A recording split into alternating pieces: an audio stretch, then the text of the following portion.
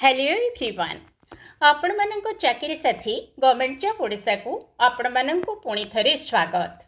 आज रही आमर गोटे भल खबर जोटा कि आमर शिक्षक मानक पई मुख्यमंत्री नहीं बड़ निष्पत्ति। ताहले कौन निष्पत्ति नहीं वर्तमान आम निजे वीडियो को देखा आमर अन्य सांग बा स्टाफ मान सहित वीडियो को शेयर करवा एवं प्रतिदिन ये खबर भित्तिक हो किंबा निजुक्ति भित्तिक हो वीडियो पाइबापी आम गवर्नमेंट जॉब ओडिशा चैनल को सब्सक्राइब करके रखिथिबा। ताहेले देखंतु केते भल खबर गोटे आसीछि आमर मुख्यमंत्री नहीं निष्पत्ति। मुख्यमंत्री मोहन चरण माझी आज एक गुरुत्वपूर्ण निष्पत्ति नहीं चुक्ति भित्तिक भाव काम करुथिबा स्कीमाटिक कनिष्ठ शिक्षक बा जूनियर टीचर जो माने कि आमर स्कीमाटिक से माननकु नियमित करिसंती। 2023-24 वर्ष रे नियुक्ति पाइथिबा एही वर्गर कनिष्ठ शिक्षक माननकु नियमित करा जायछि।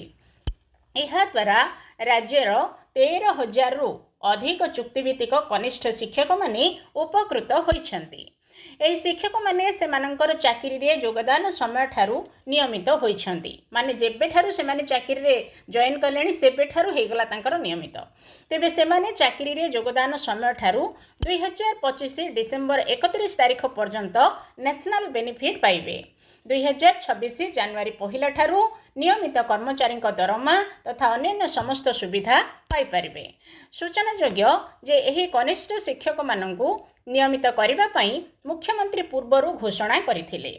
आज एही निष्पत्ति ग्रहण करबा द्वारा शिक्षक महल रे आनंदर लहरी खेली जायछि। ताहेले दर्शक बंधु छोटिया खबरटे आपण मानकु केमिति लागिला मते कमेंट माध्यम रे जणाइबे एवं प्रतिदिन एभଳି वीडियो पाइबा पई गवर्नमेंट जॉब ओडिशा चैनल को सब्सक्राइब मध्य करिकि रखिथिबे। धन्यवाद।